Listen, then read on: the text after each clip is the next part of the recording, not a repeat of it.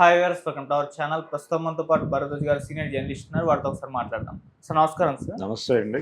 Sir, Janasena పార్టీని తమిళనాడులో కూడా విస్తరిస్తాం అవసరమైతే అని చెప్పేసి పవన్ కళ్యాణ్ గారు అయితే ఒక స్టేట్మెంట్ ఇచ్చారు సార్. ఆల్రెడీ తెలంగాణలో పార్టీ ఉంది, ఇప్పుడు ఆంధ్రప్రదేశ్లో రూలింగ్లో ఉంది. మరి తమిళనాడులో కూడా ఫ్యూచర్లో తీసుకెళ్లే అవకాశాలు అయితే ఆయన చెప్పిన మాటలో మనం అర్థం చేసుకోవచ్చు. సో మొత్తం దక్షిణాది రాష్ట్రాలన్నింటిలో కూడా తన పార్టీ విస్తరణ చేసే అవకాశం ఉన్నా కనిపిస్తుందా, లేకుంటే ఇండియా లెవెల్లో వెళ్ళే ఛాన్స్ ఉందా? ఇప్పటికైతే తమిళనాడులో పొజిషన్ ఏ విధంగా ఉంటుంది సార్ ఒకళ్ళు వెళ్తే?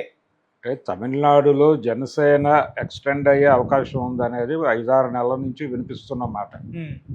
ఇది ఒక రకంగా అధికారికంగా ఆయన చెప్పాడు ఇప్పుడు. కానీ 5-6 నెలల నుంచి ఈ సందేహాలు అయితే ప్రపంచంలో ఉన్నాయి. ఎందుకంటే తమిళనాడులో డిఎంకే ప్రభుత్వాన్ని గద్దె దించడం అనేది జనసేనకి తల్లి పార్టీ ఒకటి ఉంది కదండి, బీజేపీ అని, వారి కార్యక్రమం. ఆ కార్యక్రమాన్ని ఆయన మొన్న జనసేన ఆవిర్భావ సభలో కూడా చాలా బలంగా వ్యక్తీకరించారు పవన్ కళ్యాణ్ గారు.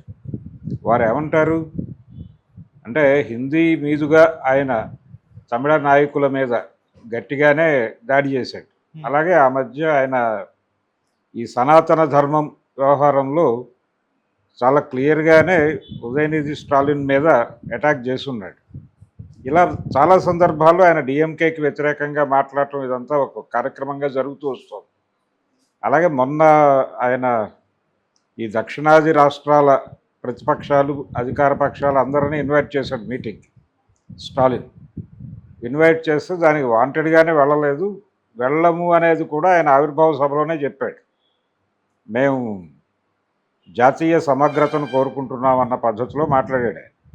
అంటే ఒక రకంగా అఖండ భారత్ అనేది వాళ్ళ ఎజెండా అన్నట్టుగా కూడా ఆయన అభిప్రాయ ప్రకటనలు చేస్తున్నారు. అలాగే గతంలో పవన్ కళ్యాణ్ ఒకసారి ఓ సందర్భంలో మేము పక్క వాళ్ళని సహనంతో చూస్తున్నామంటే చేతకాని వాళ్ళమని అనుకోకూడదు అని కూడా చాలా పెద్ద స్టేట్మెంట్ ఇచ్చాడు. ఆ ప్రకటన చేసిన క్షణం నుంచి ఆయన హిందుత్వ మనిషిగా ఒక ముద్ర పడిపోయాడు ప్రపంచంలో. ఇప్పుడు ఆయన బీజేపీకి బి టీమ్గా నడుస్తున్నాడు. ఆ బి టీమ్ విస్తరణలో భాగంగానే ఇప్పుడు తమిళనాడులో ఈ పార్టీ యాక్టివిటీస్ పెంచటం. ప్రధానంగా ఏంటంటే అక్కడ సినిమా గ్లామర్, ఇప్పుడు ఏడీఎంకే అనేది ముక్కలైపోయి నిర్వీర్యం అయిపోతున్నటువంటి ఒక సందర్భం ఉంది. దాన్ని రీబిల్డ్ చేయడానికి ఒక ప్రయత్నం జరుగుతోంది అక్కడ.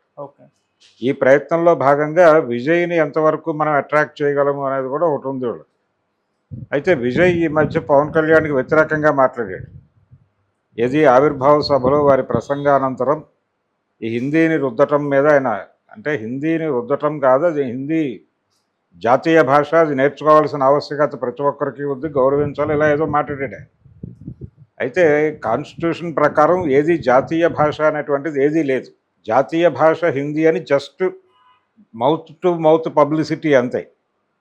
జాతీయ భాష హోదా లేదు దానికి. కాకపోతే హిందీ ఇంపోజ్ చేయటం, హిందీ నేర్చుకోవడం తప్పని ఎవరు అంటలేదు, వాళ్ళు అంటలేదు. పవన్ కళ్యాణ్ గారికి కూడా తెలుసు, దక్షిణ భారత హిందీ ప్రచార సభ మెడ్రాస్లోనే ఉంది, చెన్నైలోనే ఉంది. కాబట్టి అక్కడే చాలామంది హిందీ నేర్చుకోవడానికే మెడ్రాస్ వెళ్తారు చాలామంది. ఆ విషయం కూడా ఆయనకు తెలిసే ఉండాలి, ఎందుకంటే ఆయన చాలా కాలం చెన్నైలో ఉన్నారు కాబట్టి. అందుచేత హిందీ నేర్చుకోవటం తప్పని కాదు, హిందీ పేరుతో జాతీయత అనేటువంటి పేరుతో వాళ్ళు చేస్తున్నటువంటి, అంటే భారతీయ జనతా పార్టీ చేస్తున్నటువంటి బుల్డోజింగ్ ప్రోగ్రాం మీద నిరసన తెలియజేస్తున్నారు అంతే వాళ్ళు. అందుచేత ఈయన ఏదైతే టార్గెట్ ఉందో ఆ టార్గెట్ ఫుల్ఫిల్ చేసుకోవడానికి, అంటే డిఎంకే ద్రవిడ నినాదాన్ని చంపేయాలి అనేది ప్రోగ్రాం. ఆ ద్రవిడ నినాదాన్ని చంపేయటం అనే కార్యక్రమంలో భాగంగా తను అక్కడ సనాతన ధర్మాన్ని నిలబెట్టడం కోసం ఒక అడుగేసే ప్రయత్నం చేస్తున్నాడు. ఈ మధ్య అక్కడ ఆలయ దర్శన కార్యక్రమం ఒకటి నిర్వహించి వచ్చాడు ఆయన. ఈ ఆలయ దర్శన కార్యక్రమంలో భాగంగానే ఆయన మీడియా ముందు తమిళంలో చాలా అనర్గళంగా ప్రసంగిస్తూ మధ్య మధ్యలో ఆయన, అంటే మన ఆవిర్భావ సభలో కూడా ఆయన సుబ్రహ్మణ్య భారతి కవిత్వాన్ని చదివాడు. అంటే ఆవిర్భావ సభలో 2 విషయాలు చెప్పాడు పవన్ కళ్యాణ్ గారు. ఆ సభలో ఆయన ప్రసంగం ఓపెనింగ్ దాశరథి కృష్ణమాచార్యుల వారి కవిత్వంతో మొదలైంది. అంటే తెలంగాణలో మేము బలంగా ఉంటాము అని చెప్పడం. దానికి కంటిన్యూషన్లో సుబ్రహ్మణ్య భారతి గారి కవిత్వం చదివాడు. సుబ్రహ్మణ్య భారతి కవిత్వం చదివినప్పుడే ఈ తమిళనాడులో కూడా కాలెడుతున్నాడు ఈయన అనే విషయం ప్రపంచానికి అర్థమైంది. ఓకే. సో ఇలా ఆయన సాహిత్యం నుంచి, కల్చర్ నుంచి, సంస్కృతి అనే పేరుతో, జాతీయత అనే పేరుతో, సనాతన ధర్మం అనే పేరుతో రకరకాలుగా అలా ఒక అడుగేసి, అంటే ఇదంతా ఆయన డిజైన్ కాదు. ఓకే. ఈ వ్యూహకర్తలు వేరే ఉన్నారు. అక్కడి నుంచి నడుస్తున్నటువంటి స్కీమ్ ఆయనే పదే పదే కోరుకున్నాడు గత ఎన్నికల కంటే ముందు, నా జీవితానికి ఒక రూట్ మ్యాప్ ఇవ్వండి, నా జీవితానికి ఒక రూట్ మ్యాప్ ఇవ్వండి అని. వారు కటాక్షించి రూట్ మ్యాప్ ఇచ్చారు. ఆ రూట్ మ్యాప్ ప్రకారం ఇప్పుడు ఆయన అక్కడ కూడా పెడుతున్నాడు. వారు ఆదేశిస్తే పాకిస్తాన్లో కూడా పెడతాడు పవన్ కళ్యాణ్. కాబట్టి ఇది రూట్ మ్యాప్లో భాగమే. ఓకే. రూట్ మ్యాప్లో భాగంగానే పెడుతున్నాడు. ఇదంతా కూడా ఇప్పుడు ప్రస్తుతం దక్షిణ భారతదేశాన్ని రకరకాలుగా ఇబ్బందులు పెట్టే ప్రయత్నం జరుగుతోంది. ఒకటి, కాంగ్రెస్ పార్టీకి మొదటి నుంచి కూడా సౌత్లో ఇబ్బంది జరిగిన ప్రతిసారి, అంటే నార్త్లో ఇబ్బంది పడ్డ ప్రతిసారి సౌత్ ఆదుకుంటూ వచ్చింది బలంగా. ఎన్టీ రామారావు గారిని వాళ్ళు బలంగా వ్యతిరేకించడానికి కారణం అదే. పర్టికులర్గా ఉమ్మడి ఆంధ్రప్రదేశ్ కాంగ్రెస్కి పట్టుకొమ్మగా ఉంటూ వచ్చింది ప్రతిసారి. 77 ఎన్నికల్లో జాతీయ స్థాయిలో కాంగ్రెస్ పార్టీ ఓడిపోయినప్పుడు జనతా పార్టీ అన్ని చోట్ల విపరీతమైనటువంటి స్వింగ్ ప్రదర్శించిన రోజున జనతా పార్టీ కూడా భారతీయ జనతా పార్టీ డిజైనే అనేది గుర్తించాలి ఇక్కడ. అలా జనతా పార్టీ 77లో కాంగ్రెస్ పార్టీని తుడిచిపెట్టినప్పుడు నార్త్ ఇండియాలో దక్షిణ భారతదేశమే ఆదుకుంది కాంగ్రెస్ పార్టీ. కొద్దో గొప్ప వచ్చిన సీట్లు ఇక్కడే వచ్చినాయి. పర్టికులర్గా ఆంధ్రప్రదేశ్కు సంబంధించి ఒక్క ఎంపీ సీటు తప్ప మిగిలినవన్నీ కాంగ్రెస్కే వెళ్ళినాయి. ఒక్క నీలం సంజీవరెడ్డి గారు మాత్రమే నంద్యాల నుంచి గెలిచాడు జనతా పార్టీ పేరుతో. ఓకే.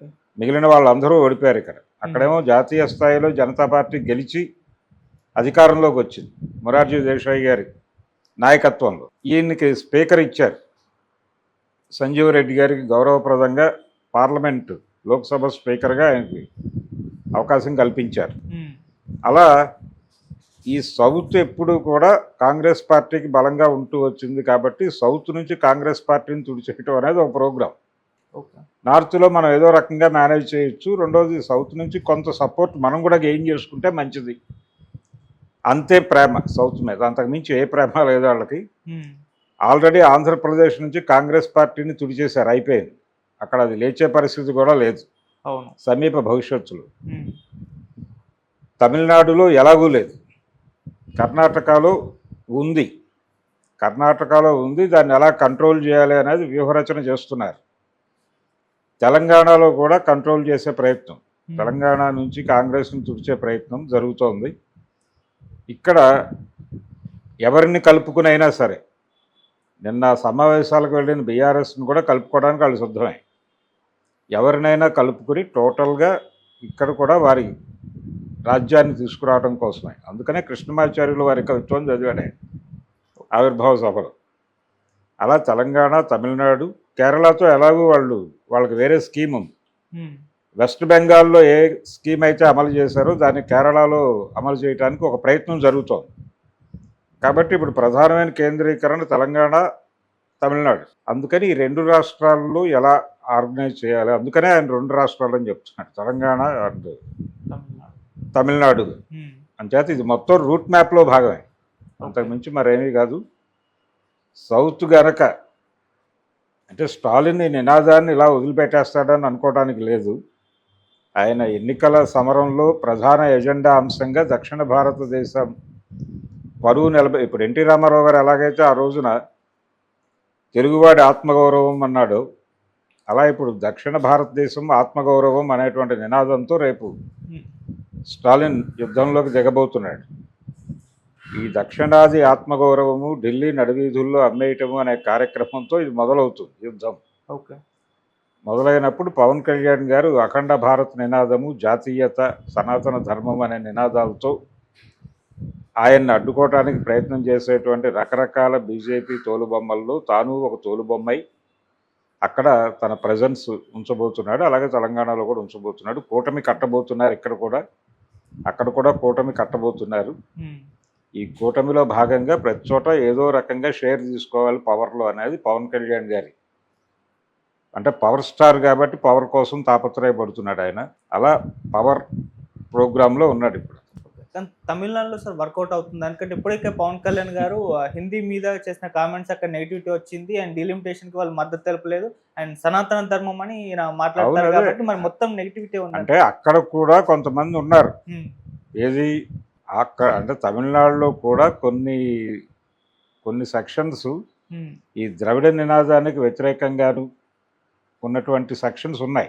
వాటిని యునైట్ చేయాలి, వాటికి ఊపిరినివ్వాలి అనేది వీళ్ళ ఉద్దేశం. హ్మ్. ఊపిరినిచ్చి ఇప్పుడు మొత్తం జాతీయ స్థాయిలో యాక్చువల్గా ప్రతి రాష్ట్రంలోనూ ఉన్నటువంటి ఓటర్లు వాళ్ళ ప్రాంతీయత ఏమిటి అని గనక తీస్తే హైదరాబాద్లో సెటిలర్స్ ఓట్లు అంటున్నారు ప్రతిసారి. హైదరాబాద్లోనే కాదు, ప్రతి ప్రాంతంలోనూ సెటిలర్ ఓట్స్ విపరీతంగా పెరిగినాయి. తమిళనాడులో కూడా పెరిగినాయి. తమిళనాడులో పెరగడానికి కారణం ఏంటంటే అక్కడి నుంచి వస్తున్నటువంటి వాళ్ళు ఇక్కడే ఓట్లు నమోదు చేయించుకుంటారు. హ్మ్. ఇప్పుడు ఈ గుజరాతీ బనియాలు, రాజస్థానీ మార్వాడీలు వాళ్ళందరూ ఇక్కడే ఓట్లేస్తారు కదా, వాళ్ళు అక్కడికి పోయి ఓట్లేరుగా. అవును. అలాగే అక్కడి నుంచి వలస వస్తున్నటువంటి వలస కార్మికులు అందరూ ఇక్కడే ఓట్లు రాయించుకుని ఇక్కడే ఓట్లేస్తారు కదా, హ్మ్. ఎందుకంటే ప్రయోజనం ఇక్కడ పొందాలి వాళ్ళు. సో అదొక ఓట్ బ్యాంక్ ఉంది వాళ్ళకి. అది కాకుండా ఈ ద్రవిడ రాజకీయాల మీద మొదటి నుంచి వ్యతిరేకత ఉన్నటువంటి సెక్షన్స్ కొన్ని ఉన్నాయి. వాటికి ఒక బలమైనటువంటి శక్తి తోడైతే అవి లేస్తాయి. ఆ ప్రయత్నం కూడా చేస్తున్నారు వాళ్ళు. నిజానికి వాళ్ళ మీద ఆధారపడే కాంగ్రెస్ పార్టీ బతుకుతూ వచ్చింది, చిదంబరం అనుకో వీళ్ళందరూ. హ్మ్. ఇప్పుడు కాంగ్రెస్కి ఆ ఏరియా లేకుండా బీజేపీ క్యాప్చర్ చేసే ప్రయత్నం చేస్తోంది. అంటే ఆ రోజున కేంద్రంలో కాంగ్రెస్ పార్టీ అధికారం ఉంది కాబట్టి దాని మీద ఒక హోప్తో వీళ్ళందరూ అటు కదిలారు. వాళ్ళందరినీ ఇప్పుడు తన వైపుకి ఆర్గనైజ్ చేసుకునే ప్రయత్నం బీజేపీ చేస్తోంది. ఓకే. ఇలా పవన్ కళ్యాణ్ ఎంటర్ చేయడం ద్వారా సినిమా పరిశ్రమలో కూడా మెజారిటీ ఇప్పటికీ అక్కడ తెలుగు ప్రజెన్స్ ఉంది. హ్మ్. తమిళనాడులో తెలుగు ప్రజెన్స్ బలంగానే ఉంది. తెలుగుకి అన్యాయం జరుగుతోంది అనేటువంటి మాట ఒకటి ఈ మధ్యకాలంలో బలంగా వినిపిస్తోంది. అంటే చాలా స్కూళ్ళల్లో తెలుగుని తీసేశారు. ఇంతకుముందు తెలుగు కూడా బలంగా ఉంది అక్కడ. ఈ మధ్యకాలంలో తెలుగుని తీసేయటం అనే దాన్ని కొంచెం తవ్వి అదో సెంటిమెంట్ రాజేసి అక్కడ కొంత తెలుగువారి సెంటిమెంటుని ఆధారం చేసుకుని జనసేనని అక్కడ ప్లాంట్ చేసే ప్రోగ్రాం కూడా ఒకటి డిజైన్ అవుతోంది. ఓకే. అంటే ఇదొక సెక్షన్ వ్యతిరేకంగా నిలబడితే, ఇప్పుడు 5-6 సెగ్మెంట్స్ను వ్యతిరేకంగా నిలబడితే కొంత వీక్ అయ్యే అవకాశం ఉంది.